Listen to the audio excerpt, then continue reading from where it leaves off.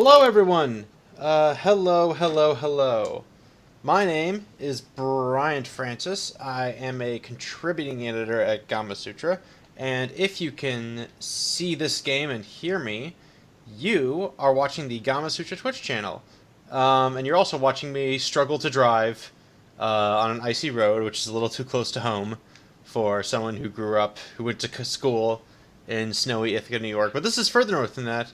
This game is Kona, take place in Quebec, and we are joined today, myself and Gamasutra editor Alex Boiro, who's there. Say hi, Alex. Hi. I heard we're going on a snowy adventure today. Yeah. From Quebec, we are joined by Alex, who was the lead developer on this game, if I'm right? Yeah, actually, yeah. Pretty much I did the UI, the producing work, and I'm the co-founder of the company. So sweet. Could you introduce introduce yourself further and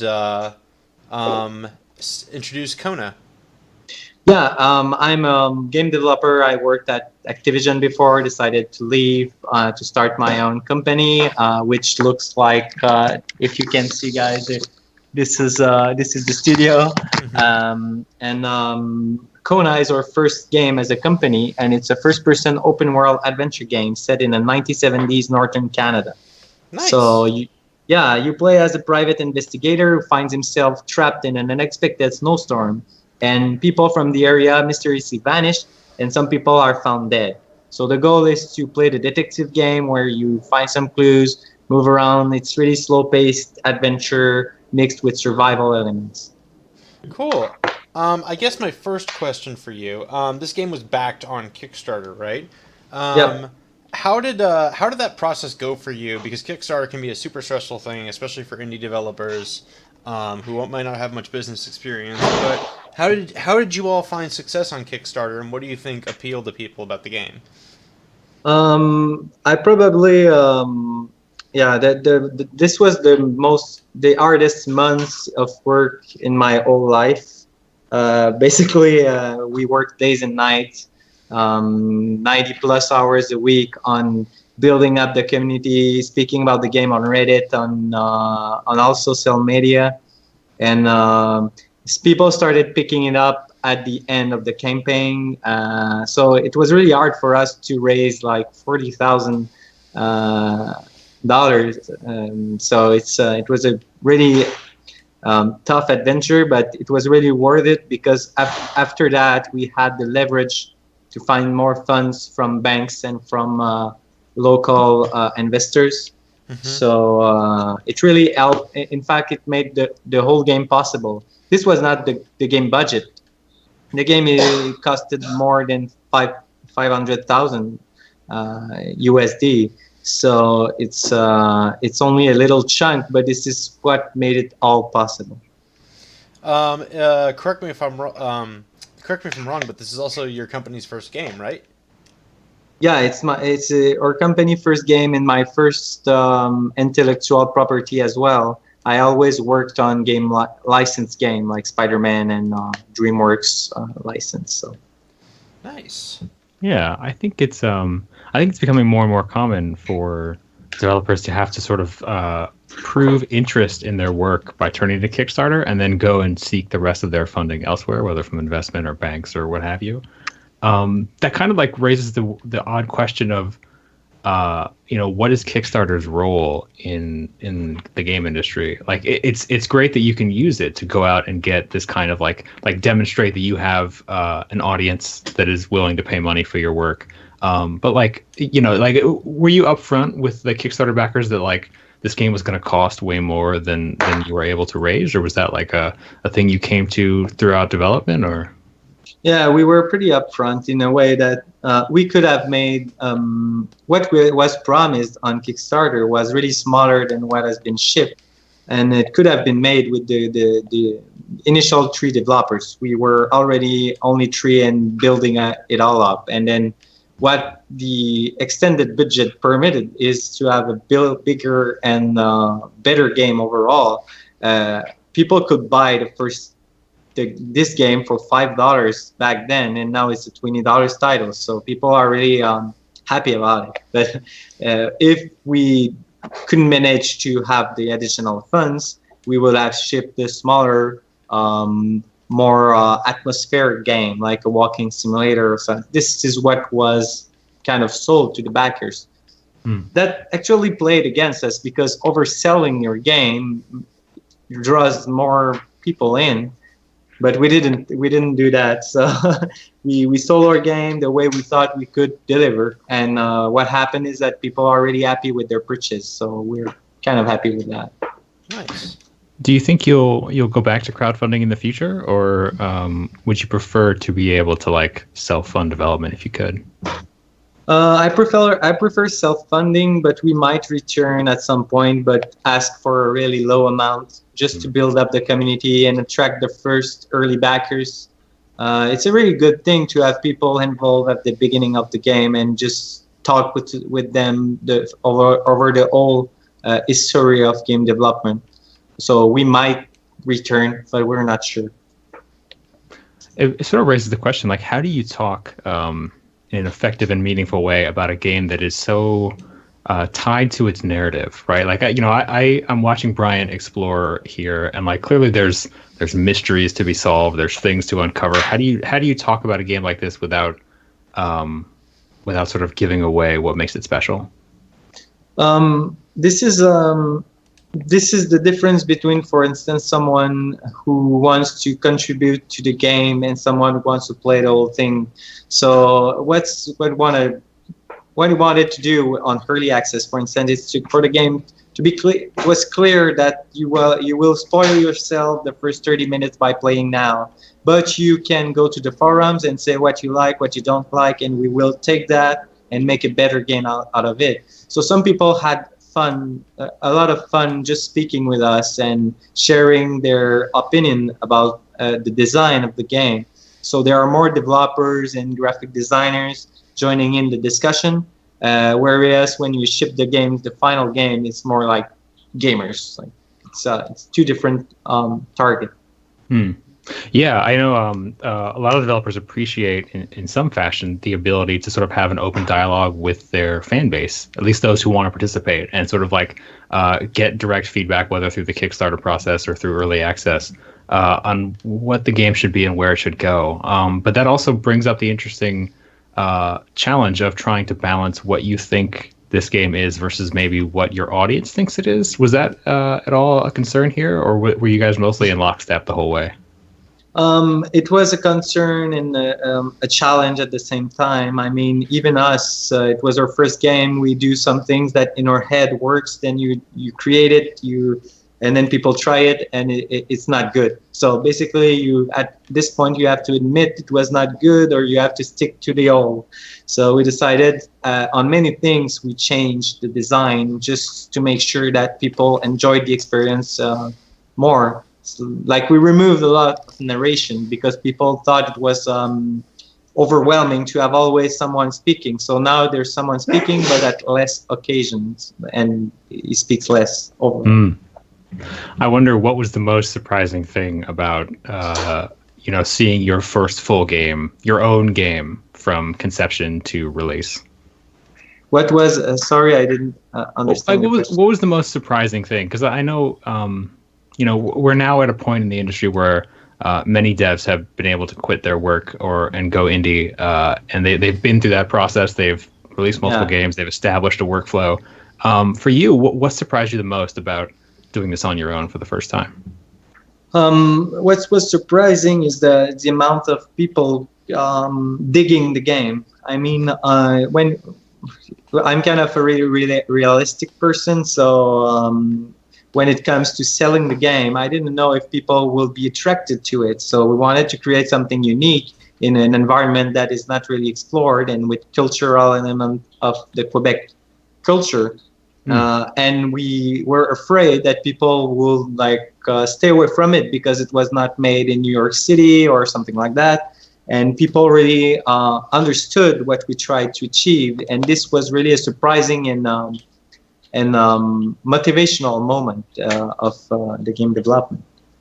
Yeah, I imagine you've talked at length in blogs and through your community about the inspiration for this game and where it came from. But for our audience and for me, because I am sort of seeing this for the first time. Tell me, where does this game come from? What inspired you to make a game set in the 70s in Quebec in a terrible, terrible snowstorm? Actually, it's a. I will do it short. It was a snowmobile simulator at first. It was only we were taking jumps, and we loved the idea of driving a snowmobile in the north. So we thought of a game around that snowmobile, and then we talked with a writer, and then we brainstorm and we pitch a lot of ideas, and we structure the world around this idea that you're kind of in a northern environment with the snowmobile. And then it became Kona after a long time. It took 3 years to create, so a lot of things have changed since the first draft. How many sweet jumps are in this game? Is that like a regular feature? Is there just one? I haven't even seen a snowmobile yet. Brian, have you found a snowmobile? There are just no snowmobiles yet. Yeah, it was there on the Kickstarter, so it's not really a spoiler. But at some point you will find it, and you'll have to repair it. But it's only a vehicle, a mode of transportation, so it's not a big deal. Yeah, there's no. I don't know if you meant jump scares or something like that. Oh no, he means like the ramps that you would jump off of. No, there's Alex only is one being jump. I facetious. think. Yeah, there's no. It's not a jumping game anymore. No, that's too bad. I appreciate sweet jumps and sick jumps of any variety, jump scares or anything else. Have you personally done a lot of snowmobiling? Yeah, when I was young, we did this kind of typical thing where you have a snowmobile and you attach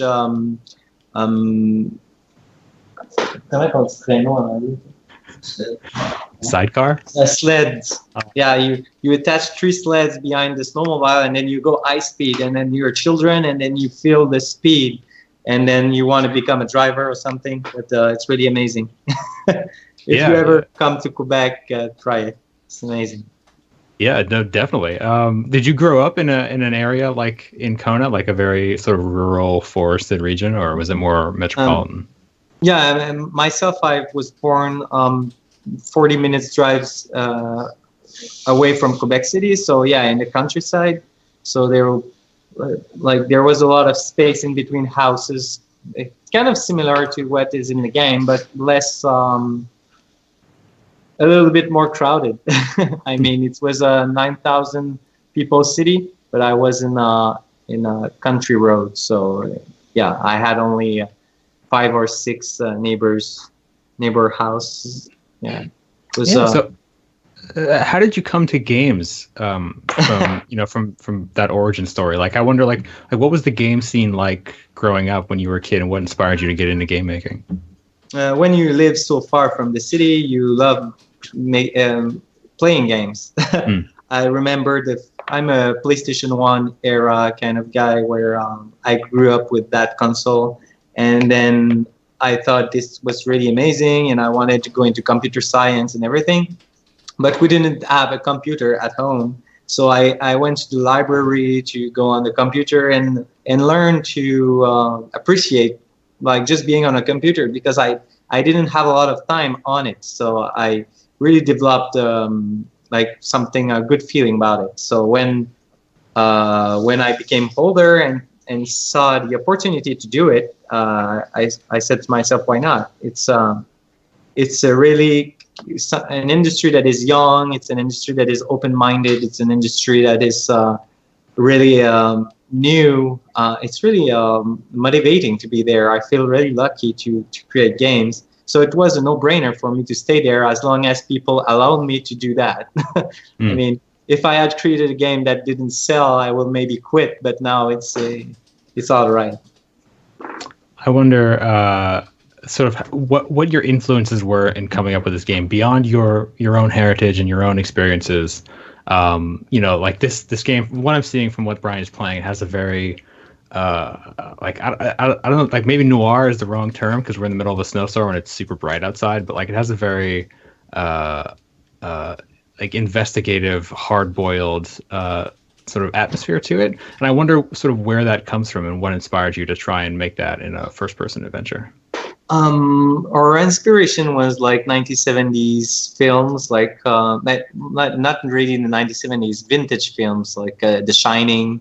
You also have modern execution of that art, which is like on Fargo and those kind of stuff where there's mystery, there's this like global feeling of detective mystery kind of stuff, and wanted to dig in that. So we took a lot of inspirations from here and there, even in the Quebec films, which are more obscure films. But yeah, there's a lot of in there. But we wanted that feeling, but not noir, because noir is more like LA noir, where you have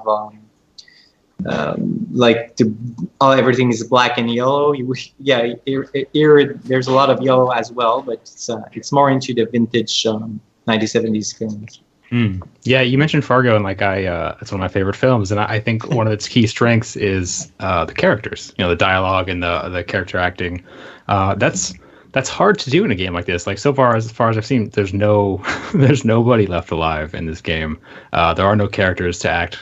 So like, how do you go about telling and sort of meting out a story within the boundaries of a game design that is mostly like predicated around rummaging around in bins and drawers and finding objects?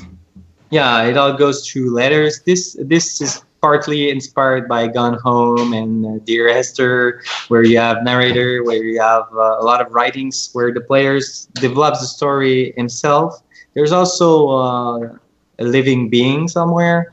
Without spoiling, there's someone who will talk to you. There's a bunch of things, but where Fargo also excels is when it takes like supernatural things and put it in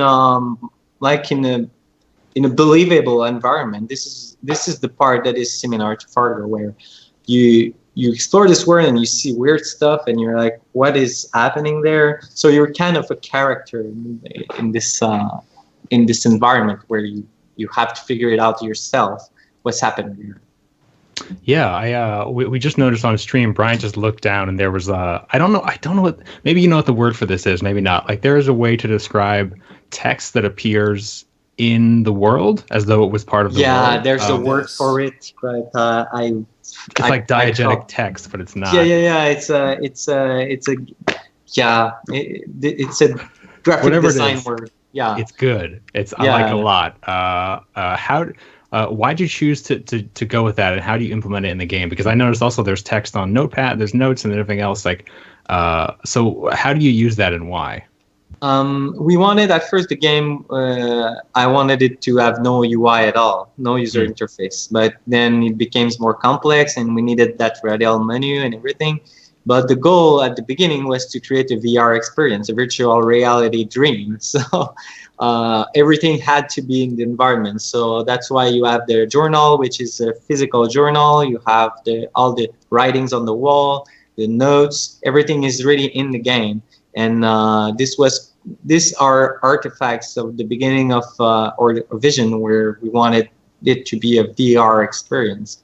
Then we drove away from that goal and made it more user friendly, because when you have like 40 objects that you can find, for instance, then you need a way to display them and for that to be intuitive. Yeah, I could see that. Do you still plan on bringing it to VR at some point, or is that just sort of on the back burner for now? Yeah, there are absolutely plans to ship a VR version. I will even say that our target is to release it by the end of this year. It's just a matter of what platforms and who's going to distribute it, but these are details being worked on. Yeah, so I'd be curious to pick your brain about that. I know a lot of things change during development. I'm sure you've been putting out updates and stuff, but it's sort of new to me. Why did you choose to sort of move away from focusing on making a VR game to making more of just an immersive snowstorm simulator? And corollary to that, like how have your feelings about the VR market changed in the last year or so?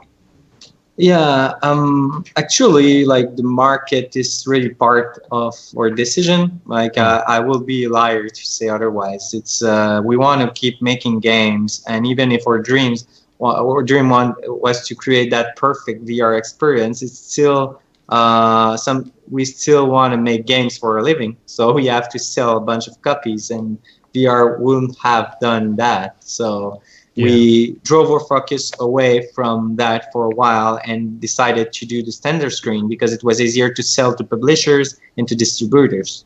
So it was really, going to PAX with a VR headset and everything was kind of weird for the press and for everybody. So we decided to move away from that for a while and ship the standard screen version. Brian, thank you so much for taking a long, deep look at this map. You know how I feel about game maps. Yeah, you have a feeling for Game Max, This one's pretty up there. This is on your. This seems like an Alex-worthy map.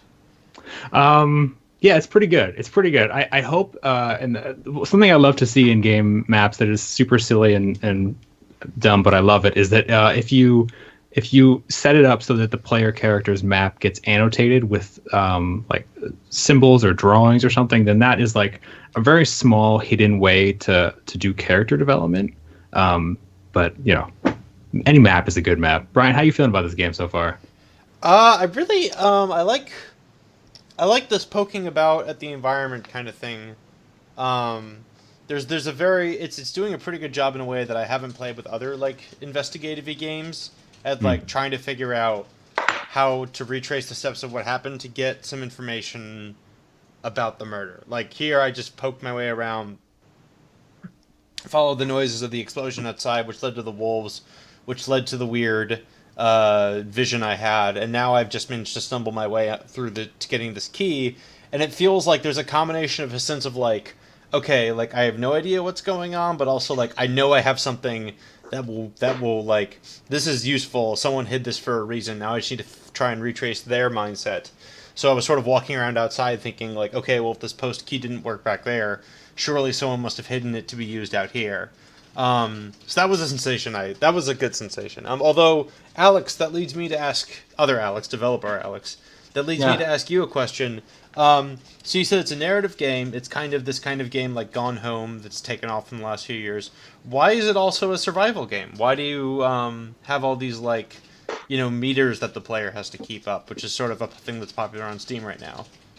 Yeah, basically it's because you're in the north. So we wanted.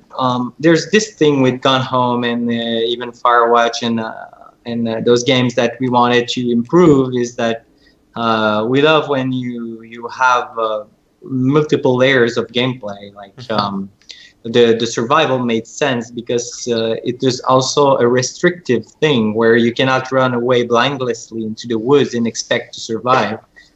It's more to keep you like on your foot in the narrative, where you have to think not to just like be blindless and to be blind in this world and just try to advance the story instead of running around like a crazy guy. So it's more of a design tool than it is a buzzword. We're not like creating a survival simulator. It's not the long dark. It's more like a Firewatch in the snow. And since you're in the snow, then there's cold. So that's it. Nice. Yeah, I think your colleague sitting behind you is in chat and pointed out that maybe these survival systems keep the player on track. There's no room. There's not a lot of room to sort of like dilly dally and sort of get lost and wander around, which is interesting. Also, they point out that like the interface is kind of like Hitman. Was that a conscious choice at all, or not so much? Just a happy coincidence. It's a good reference, but it was not the one I looked. I looked at Dishonored. They have a radial menu, which is kind of pretty nice. And for the 3D stuff, it's an old Splinter Cell game. They did that like to indicate where you can cover, and all the objectives were written on walls and on big like warehouses and everything. So it was really for me. I thought it was really flashy, so I decided to move in that direction. Yeah, it reminds me of Dishonored. It reminds me of Arcane's recently released Prey. There's lots of like interesting touchstones here, and it's sort of like It begs the question, there are a lot of what you might call like very immersive first-person games, touchy-feely games where you're rooting through stuff and looking around and figuring out stories. Do you feel any pressure in the market at all to sort of like help Kona stand out? Like, are you concerned that there's like a glut? Or do you worry at all about being discovered, or do you feel like Kona sort of stands out enough? For us, it's enough. I mean, we're reaching more than 50,000 players right now, and it's still selling well. So as long as my team has, we have the money to pay for the team and do the next project, which will be the next big thing.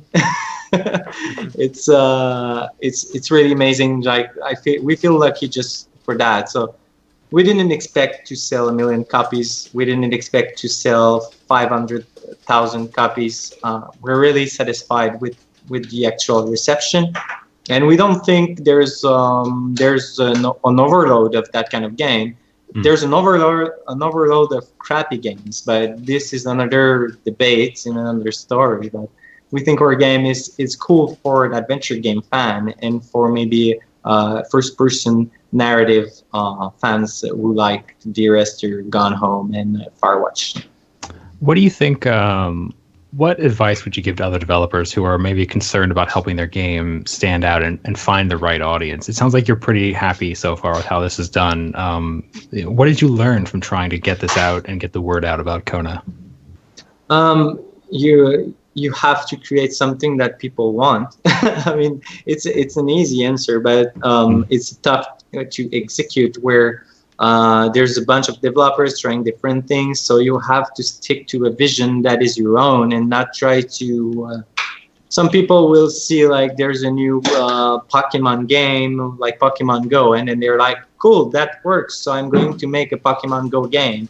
But it's not how we work. We work like we wanted to make something in our province and in the snow and in the snowmobile, and then we made a game that is unique. And it's easier to sell something that is unique than something that is just a clone of another game. So if I had like a hint for other developers who are looking into making games for a living, is to make things that matter to the industry and not like think like financially. It's not why we make games. Yes, we want to pay ourselves a salary and eat well, but mostly want to make great games. So but how do you know that enough other people want what you want, that it won't just like destroy your relatively new company? Was it just the Kickstarter response was enough for you, or was there some other way you were able to gauge like, oh yes, this will not be a total failure when we get it finished? Yeah, it all started with the Kickstarter. Then you have this burst of self-confidence, and then it consumes as the times pass. And then we had the early access, and then the wish list number started to climb, and to a way that we were really like, okay, so we have something that is sellable. We just need to reach those people. So we made a deal with a publisher to increase that reach, and everything is thought. So it's not the lucky strike or anything. We're just like, okay, we have this problem, and then we have to solve it, and then we find the right partner, and we tackle the issues one by one, and then it turns out into something that is more predictable, and it works. So it's cool. I'm actually, sorry, go ahead, Brian. I'm very pleased with myself because I just figured out everything about the this gas station puzzle, and I was like, and I just am kicking myself a little bit because I feel it's a little like if this Alex made a good comparison to Prey and Deus Ex earlier, because this feels like those games, because like in real life when I'm trying to solve problems with my breaker, I forgot how breakers work for a minute, and so I was flicking switches trying to figure out how it all worked, and so I just wandered over to the garage to see if anything had changed, and lo and behold, things had changed, and I realized I had forgotten how breakers work just like I do in real life. So that was cute. It just felt like that was, even though I'm just pushing X, it was a good moment of like enough switches, enough on-off switches being in this system that messing with them, it was the right kind of confusion, I guess. Yeah. All right. Can we just talk for a second about why, like, Brian, do you want to go back and look at the bumper of the truck? My truck? For me? Yeah, because I want to know why it's spelled the way it is. It's because we actually, for the snowmobile, we contacted Skidoo, which is a company who makes snowmobiles, and they agreed for using the brand. But these Chevy, they said not only you cannot use it, but if you use it, we're going to sue you. So wow. Wait, you actually contacted them? Yeah. We also contacted like hockey teams, and they said this. They said the same. At first, we wanted to have collectibles, hockey cards. And we had to remove that from the game because they didn't want to. Even if we asked if we could pay for it, and they were not. No, you're not going to do that. So wow, yeah, that's very responsible of you. I don't know that every developer contacts car companies to make sure it's okay first. I think I prefer to do that than to deal with the court and everything afterwards. So. Yeah, totally. You have talked multiple times about wanting to sort of make a game about where you live, the place you grew up in, the atmosphere. I kind of want to dig into that a little more if you're up for it. I want to know what it is, what you think stands out about Canada and Canadian culture that isn't well captured in game development. In fact, it's an issue that is applicable globally. I remember having read the game Infamous. Yeah. These are guys from Seattle, if I'm not mistaken, and they told that they made their latest Infamous title in their city, and they wanted to explore and to record the sounds of the city and capture what the city is. And it's the same here, where I want people to play when they're in France and they play, and there's something in this game that does not feel like home. So this is what I want to see more in games, where we explore many areas of the world, and then you feel like you're traveling through playing your games. It's like when you're doing abstraction things, it doesn't matter. But when in a first-person kind of environment, being around the lake in northern Canada is something that I feel is great, and it's different from, and it's not better or worse than any other location on Earth, but it's just something that hasn't been dug up. And for us, it's the same with the music. If you hear the music in the game, there's a lot of influence from traditional folk songs of the Quebec culture. So it's not something that sounds usual. It has its own identity. So for us, it's important. Did you actually go out and capture sounds? Did you find any interesting ways to capture Canada through game design? There's a bunch of things we did. For instance, having the story written by doctorate in French literature, in Quebec French literature. We also have the band that made all the music is a band from Quebec City that makes traditional songs, and everything from the sounds were recorded. For instance, the pickup truck sounds were recorded in the actual vehicle in a garage. It's really fun thing to do, when you explore your own environment and try to reproduce it in 3D in a game. Nice. Brian, you okay out there? Or you having some trouble driving? I'm trying to figure out where I'm going next, because I want to go to the doctor's house, but I don't know if I'm on the right road to get there. You're not, but it's there's a house there you can visit. So there's I'll check out this house. Let some people know there's a dead guy back there at the store. Yeah, that seems notable. So I quickly looked. I didn't want to spoil myself on anything, but I quickly looked at what's up with this game and the way you've been talking about it. I noticed it's been pitched as the first in a 4-part series. Yeah. How has that gone? This idea of setting out from the start to do an episodic game, has that been tricky, or has that been did it make it more manageable for you to be able to focus in on discrete chunks of a larger story? Yeah, at first, since it was a 3-person team, we wanted to make several small 1-hour games. This changed a lot. This game is now approximately 6 hours on average. So right now, instead of episodic, it's many games in the same universe. So this one has its own ending, and it could be like you could just play this one and then be satisfied with it. The other ones features more characters in different times. So, but it's the same backstory. You'll notice it as you play through the game. I don't want to spoil anything, but there are things you discover that will carry on from one game to another. But these are really 4 standalone titles.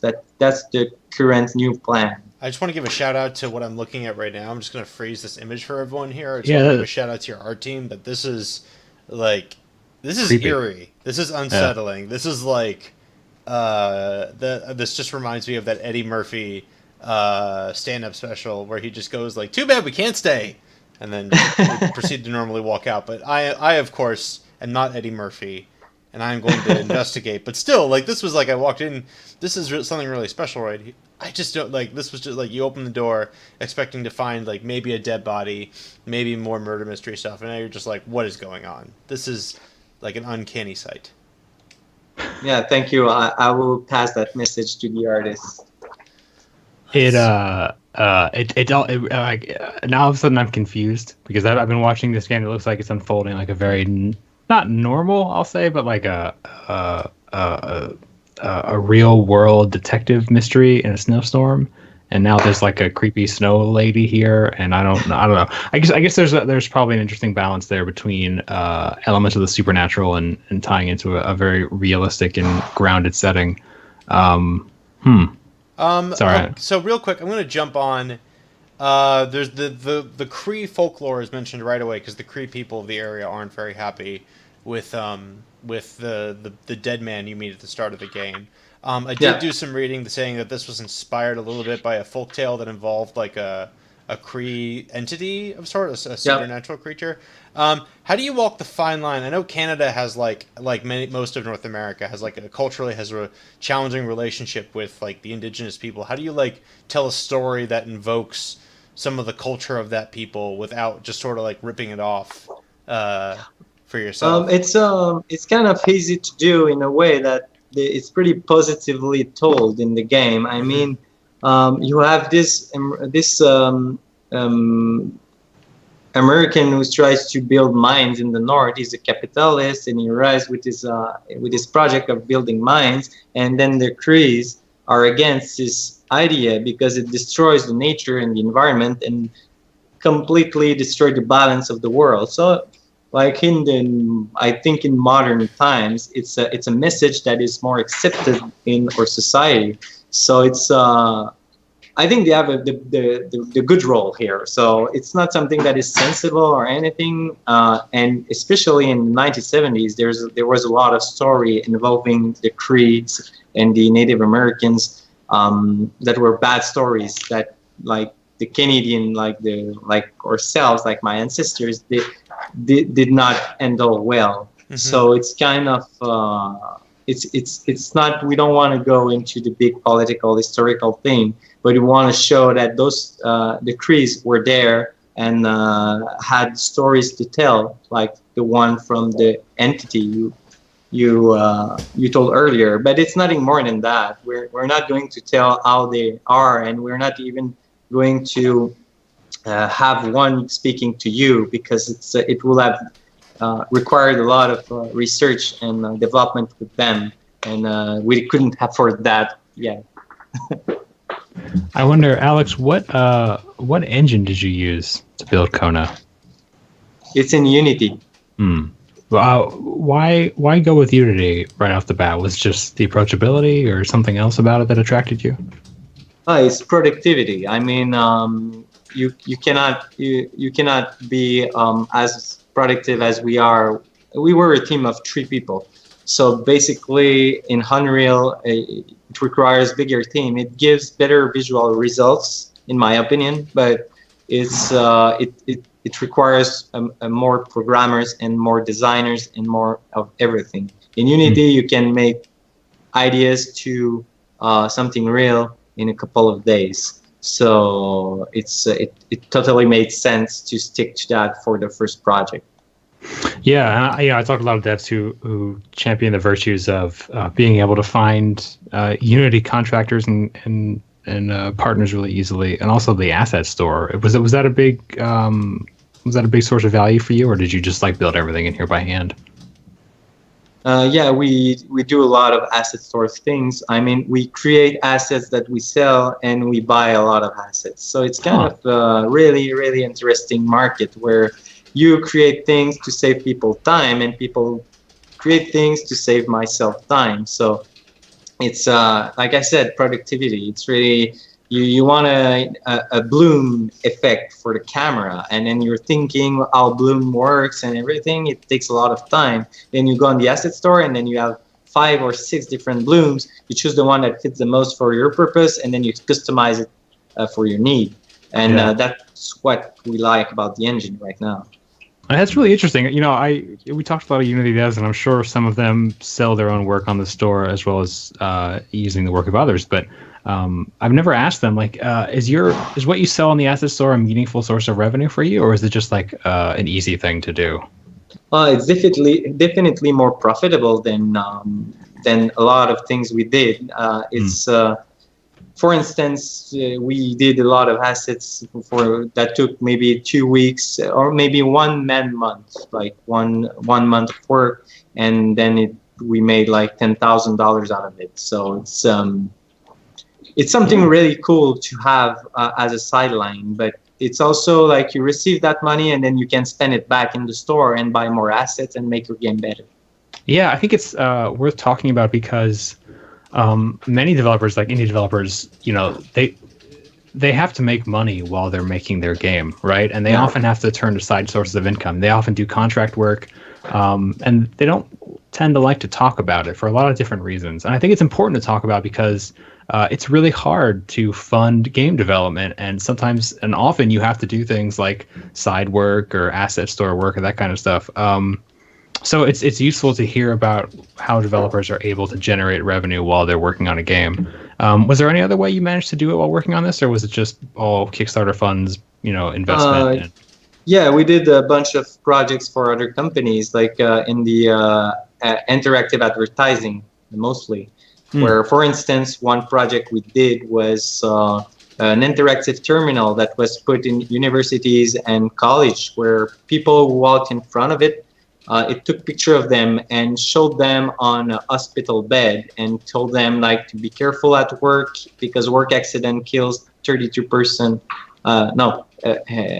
Earth 33% per minute or something like that. Yeah. And then it's a way of doing advertising for government agencies that is really effective on the young people.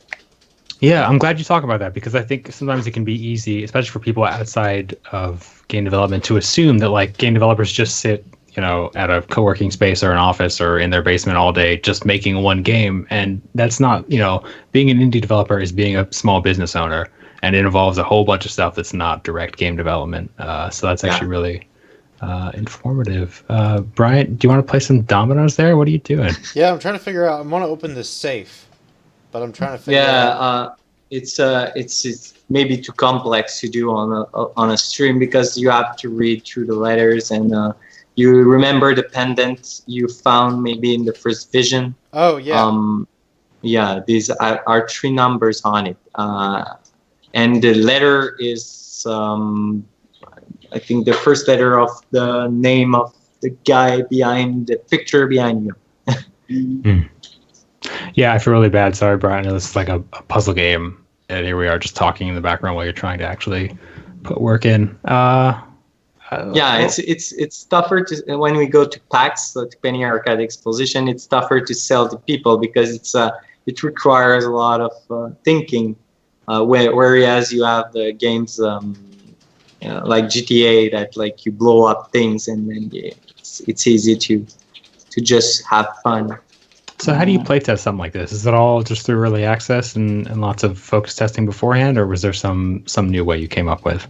It was early access and ourselves. Yeah, this is what the budget permits. But it's cool. I think we don't have too many bugs. There's a bunch of things that we find along the way on specific platforms, but usually people can clear the game with no big obstacle.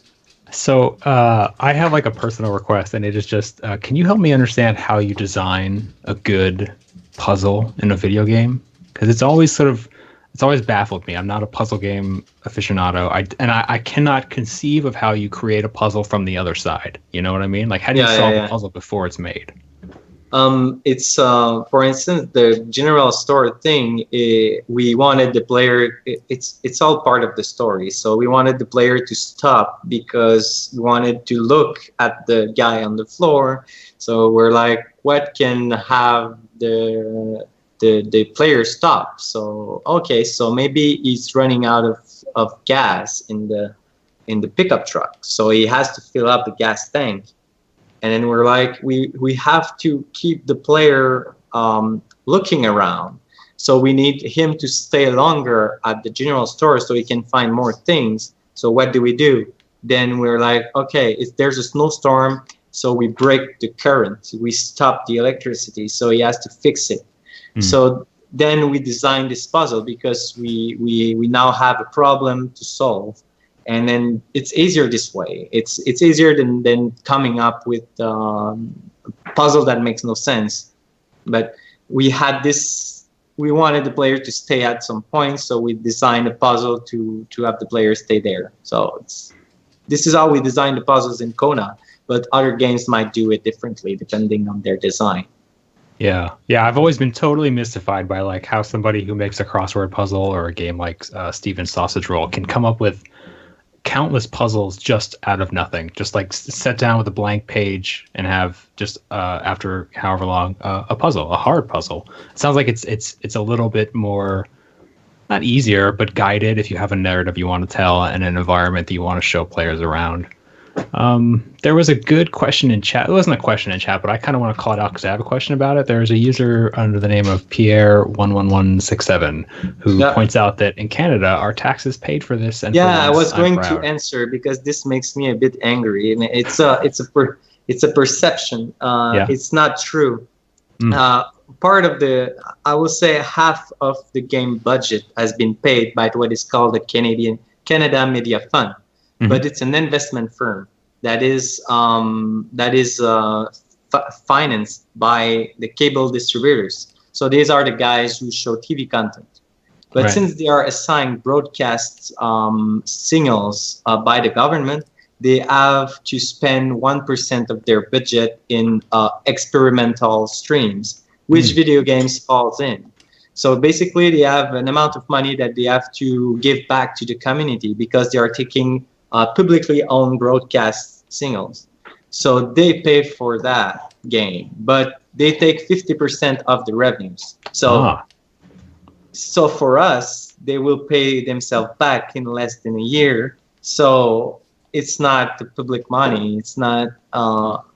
It's actually something that brings more money because we pay salaries and then we pay tax on everything that we buy. So we are more contributors to the society than we are like profiteers. I don't know how to say that. We're not taking Pierre's money to create our game.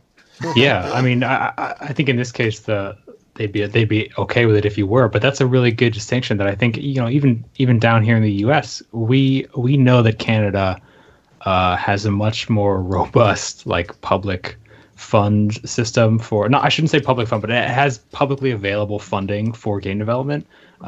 Much in a, like, it's more akin to like the UK to our eyes than to like the US, which has basically nothing except for a few states. So like it's really useful to hear that because like that's kind of a big cut if you take money from that fund to have to pay back 50% of your revenues. I assume after Steam and whoever takes their cut. There's a bunch of deductibles, but yeah, it's a big chunk, and once they're paid back, it's 25%. So it's not that bad on the long term, but it's still it's still a pretty noticeable chunk, noticeable enough for next project not we don't want to go through that again. So Yeah. Fair.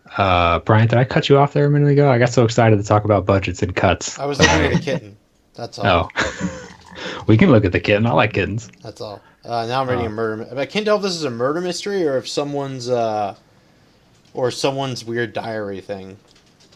Yeah, there's a bunch of mysteries. If you open your journal, you have like a table of content that includes all of the different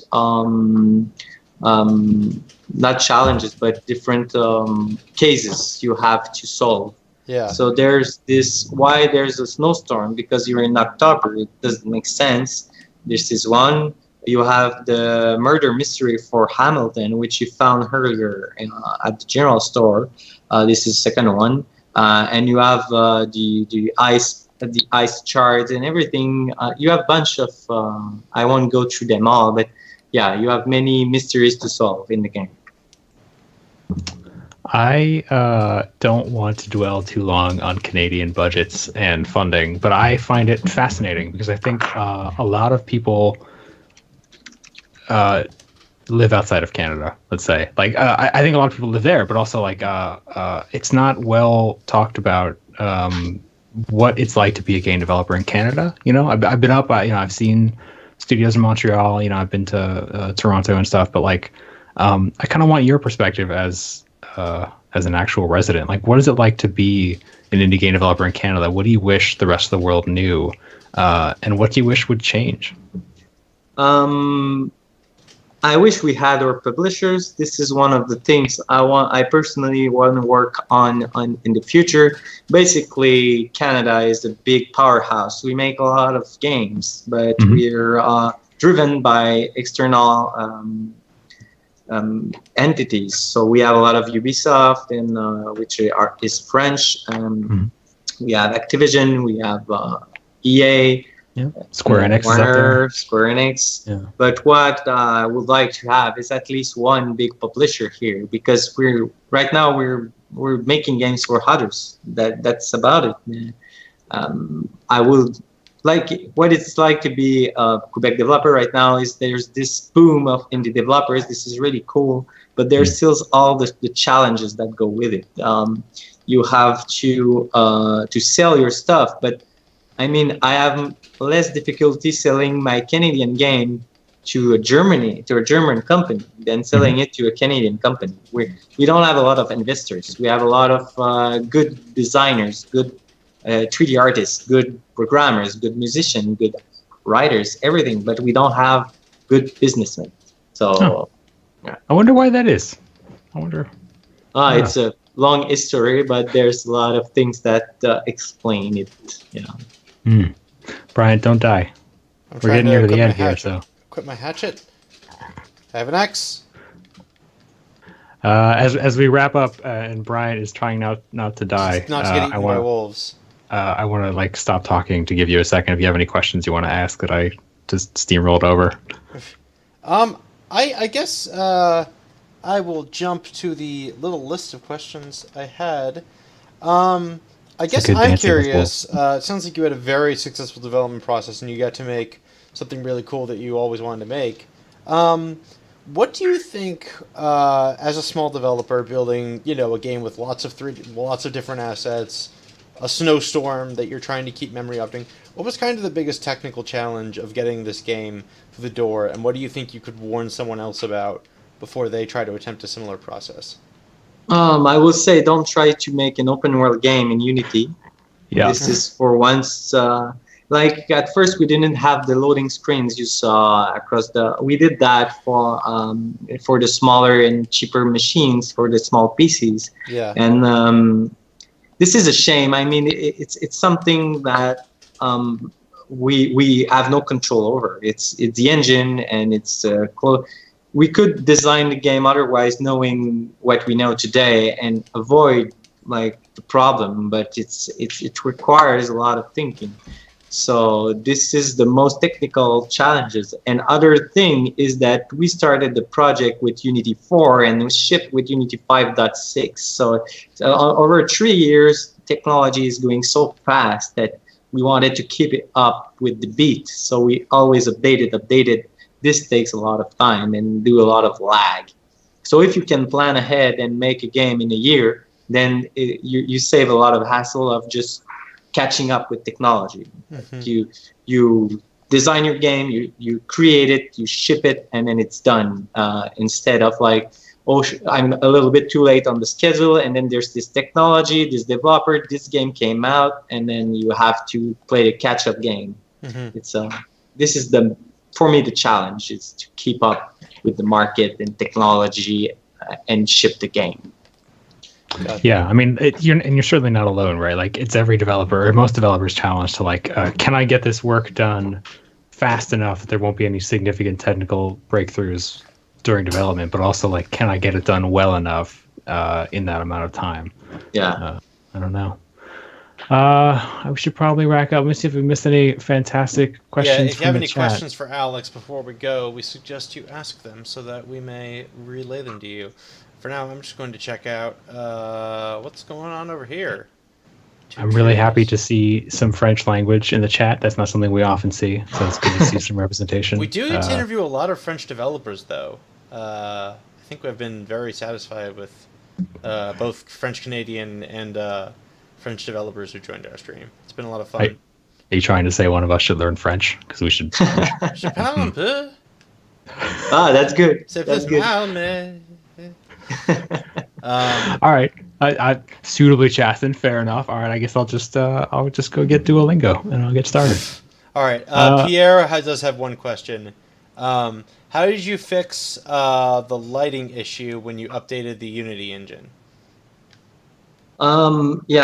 Basically, I don't know if the question is in regards of, because when we were in Unity 4, there was no global illumination. This is a technology that came in afterward. So we basically have to redo everything. So we had to redo all the materials, all the shaders, and play a lot with the lighting to make sure it's suitable with the new standard, which is like physically based rendering, which is based on science instead of being based on drawings. Mm-hmm. It's two different perspectives. So it's a lot of work, and I'll give the props to the artists who managed to do it. Nice. All right. Well, I will then commence with our final question. Actually, I will commence the ending ceremonies. You have been listening and watching the Gamasutra Twitch channel. This is a place where we try to have interesting conversations with game developers about the games they make, their hopes, their fears, their dreams, all this other fun stuff. This has been Alex Fiset, who and the game has been Kona. You can grab it on Steam and PS4, and I'm told there's a VR version coming later this year, right? Yep. So if you want to immerse yourself in a Canadian snowstorm, you can either get in a car and drive north, or you can grab an Oculus Rift and this game in a few months' time. I am Brian Francis, the invisible voice in your head, as always, contributing editor at Gamasutra. And Alex, do you want to say goodbye? Yeah, thank you, everybody, and thank you for inviting me here on Twitch. It's an amazing talk. It's cool. Awesome. Yeah. I was also referring to the other Alex. Sorry. No, I don't need to do anything other than say, Alex, you were fantastic. Thank you so much. Thank you very much. Yep. And we will see everybody later. Bye, everyone. Bye. Bye-bye. Say it in French. Adieu.